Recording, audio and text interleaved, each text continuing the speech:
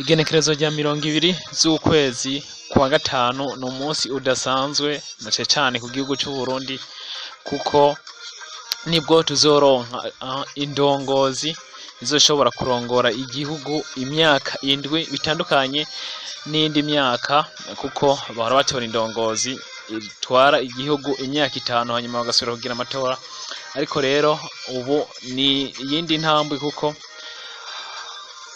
tuzoronka indongozi izotwara imyaka indwi yose babivuze rero yuko hari ihinduka kandi ni umunsi udasanzwe kuko biciye mu matora indongozi isubirira iyindi ni urugendo rero rudasanzwe kuko kugeza ku tariki 16 z'ukwezi kwa kabiri abantu bashika 15 bose ari bo bari bamaze kuba bifuza kwitoreza ku bukuru bw'igihugu harimwo nka General Major Evariste Ndayishimiye yari yifujwe na CNDD-FDD Gaston ndimwo Iprona Kefa Nibizi Frodebu Nyakuri Fidelite Nibigira APDR Anise Niyonkuru CDP Valente Kavakure FPN Imboneza Jacques Bigirimana FNR Leonce Ngendakumana Sawanya Frodebu Kasim Abdul IPD Zigamibanga Agatogwasa kubwa SNR Aimable Kavakure yari umukandida yigenga na Himana Diodoni yari umukandida wigenga aba ni bamwe mu bantu bari bipfuje cyane yuko bashobora kwitoreza ku bukuru bw'igihugu aho gushika ku igenekerezo rya 16 z'ukwezi kwa kabiri bari bamaze kuba bavuga yuko bazokwitoreza ku bukuru bw'igihugu ariko kuri uyu wa 20 z'ukwezi kwa gatanu mwaka wa 2020 abazokwitoza ku bukuru bw'igihugu bemejwe na Seni harimwo Evariste Ndayishimiye yarungitse no gambo CNDD-FDD Agatogwasa yarungitswe na SNR Leonce Ngendakumana yarungitswe na Sawanya Frodebu Donicien Ndayizeye yarungitswe na Kira Burundi abigenga Francis Rohero hamwe na Diodoni Nahimana ariko tutibagiye na Gaston ndimwo yarungitswe na Iprona aba nibo bakandida indwi bazokwitoreza ku bukuru bw'igihugu uko biri kose umwe muri bo niwe azoshobora kurongora igihugu muri iyo myaka indwi igiye gukurikira ni amatora rero adasanzwe kuko ni amatora atandukanye n'ayandi twari dusanzwe tumenyereye kuko amatora atatu yose azobera umunsi umwe aya naho twavuga amatora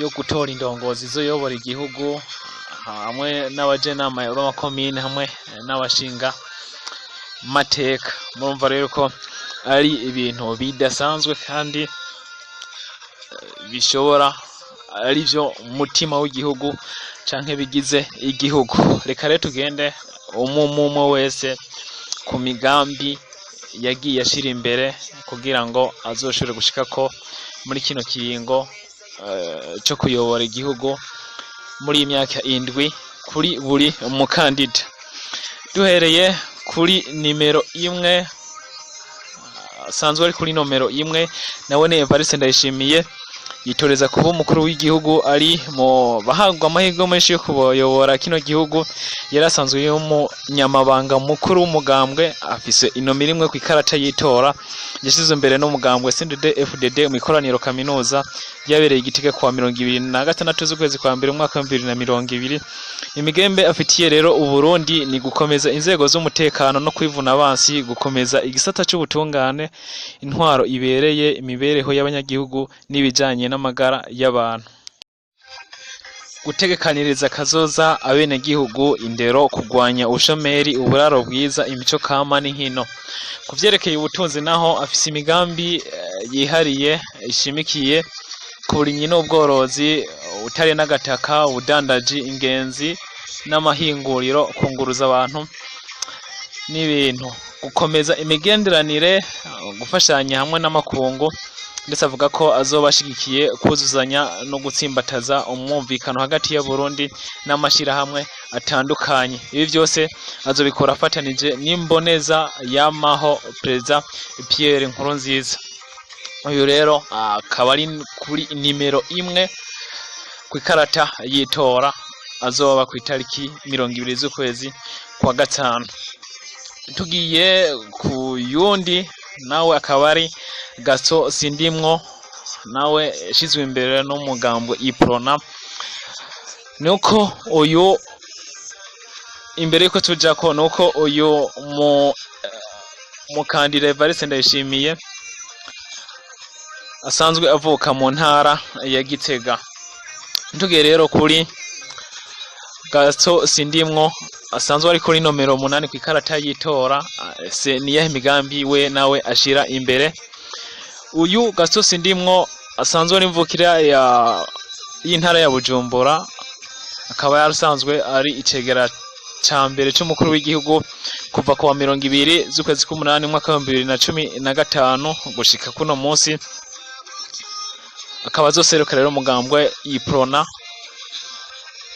No kubwira ko yari mu migambi ashira imbere Gaso Sindimwo kuvyerekeye Burundi, nuko yemerera abarundi ko azoteza imbere intwaro rusangi, kugwanya ibiturire, ashigikira ubwigenge bw'urwego rw'ubucamanza, yongere anagure ubucuti bw'Uburundi n'ayandi makungu. Ibindi nuko azokomeza inzego z'umutekano. Kuvyerekeye ubutunzi azoshiramwo intererano ihabwa amakomine. We anemeza yuko kumuhana kuri buri muhana wose azowuha inka 2, ndetse azotunganya neza ibijanye n'amabanki na cane cane ibijanye n'ingurane, ashigikire uburimyi n'ubworozi, yubaka amabarabara, ashigikire amahinguriro, anagura igisata c'ingezi, umuyaga nkuba, ubutare n'indero. Kuvyerekeye akaranga azosubiza iteka Burundi no korohereza abarundi kuvyerekeye ubuvuzi. Ubu rero asanzwe ari kuri nimero 8 ku ikarata yitora. Yemeza yuko mu bisagara kandi azotunganya ifunguriro rusange canke se réfectoire publique. Tugiye ku yundi ari ku nomero 14 nawe akaba atari uwundi, akaba ari Leose Ngendakumana ashizwe imbere n'umugambwe Frodebu. Sahwanya Frodebu muziki yatwaye igihugu kuva mu mwaka wa 1993, ari wo mugambo twavuga yuko wazanye ibintu vya demokrasi.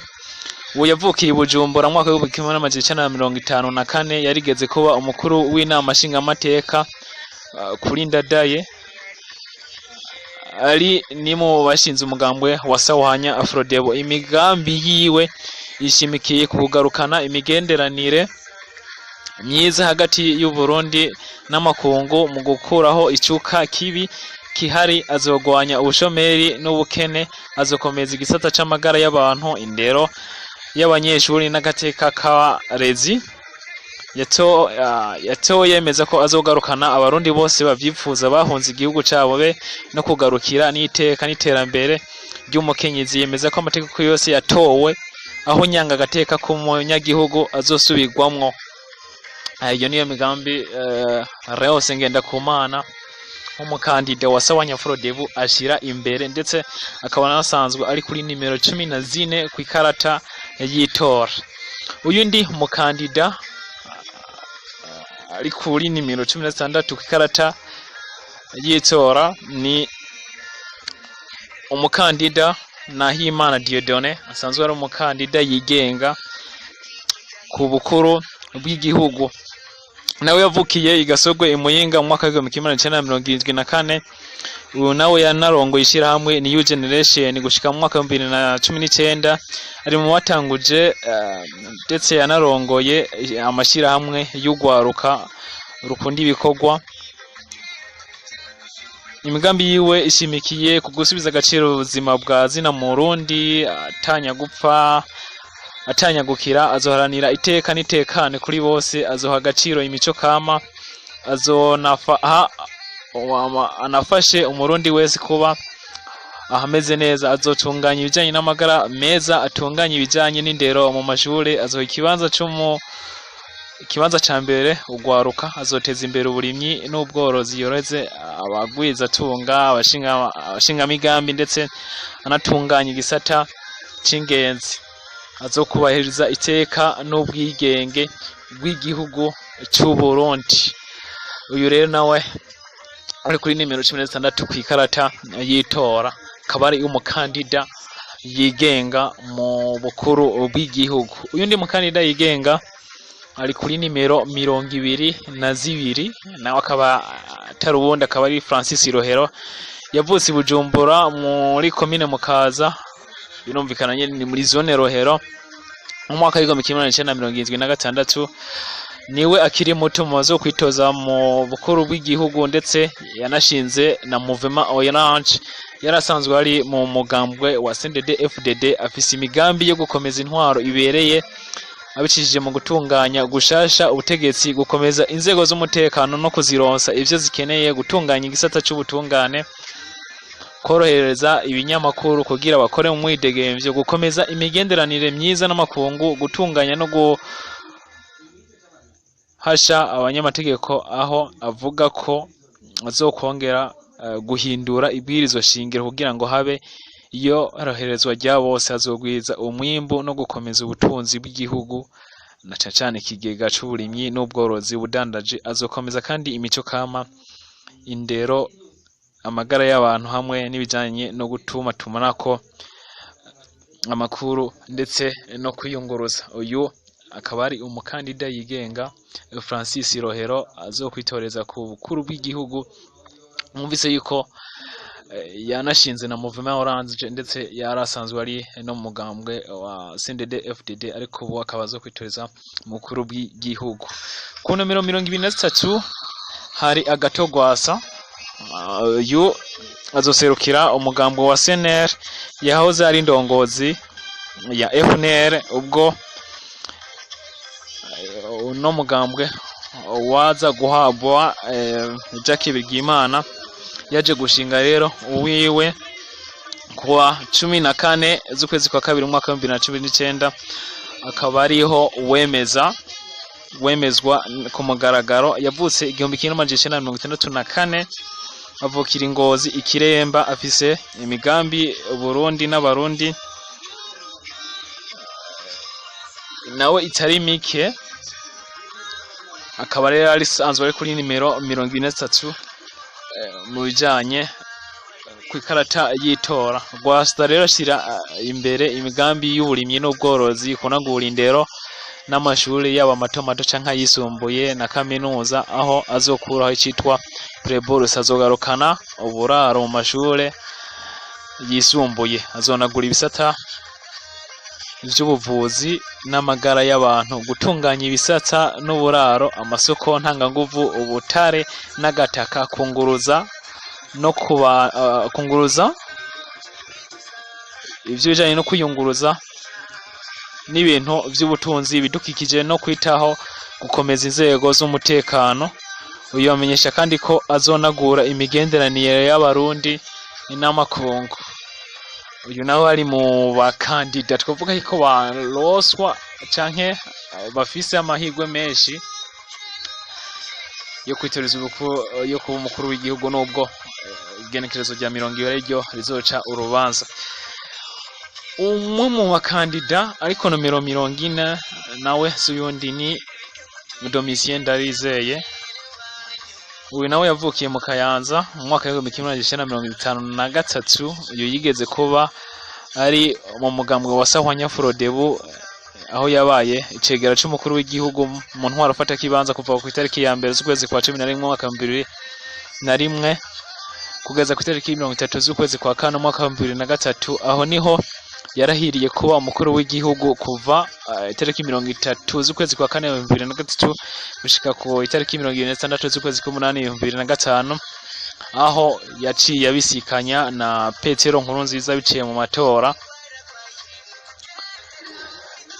Domitien Ndayizeye nawe yashizwe imbere n'urunanikira Burundi,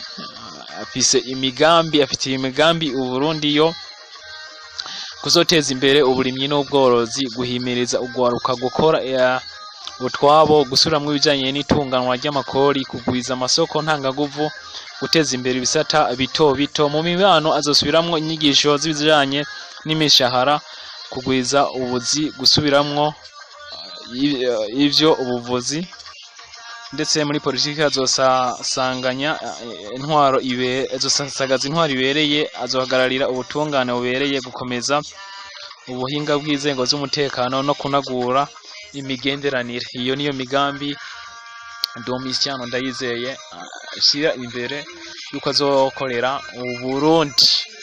Ariko ko bimeze kose nuko igenekerezo rya 20 z'ukwezi kwa gatanu nibwo abarundi bazokora igikenewe, ico babona gikenewe, aho bazotora indongozi izoshobora kurongora Uburundi mu myaka 7 yose. Aha twavuga yuko bamwe mu bahabwa amahirwe menshi, nubwo abo bose basanzwe bahagwa amahirwe, ariko hari abahagwa amahirwe menshi. Aha twavuga nka Agatogwasa ndetse na Evariste Ndayishimiye, ariko vyose bizomenyekana neza na neza biciye mu banyagihugu, aho bizomenyekana navyo akaba ari kuri genekerezo rya 20 z'ukwezi kwa gatanu mwaka wa 2020. Rero ni naho umuntu aca ashimikira avuga yuko kubana neza ari kimwe mu bintu nkenegwa, ndetse yuko abarundi bakwiye kumenya yuko haburana babiri hagatsinda umwe. Rero gushika kuno munsi nta muntu ashobora kuvuga ngo hazotogwa naka, reka tubirindire na hanyu aho gucagura ahameze neza. Mwahejeje kumva imigambi umwe wese ashira imbere. Reka ndagusaba ugire subscribe kuri channel YouTube yacu, ndetse unasangize ino video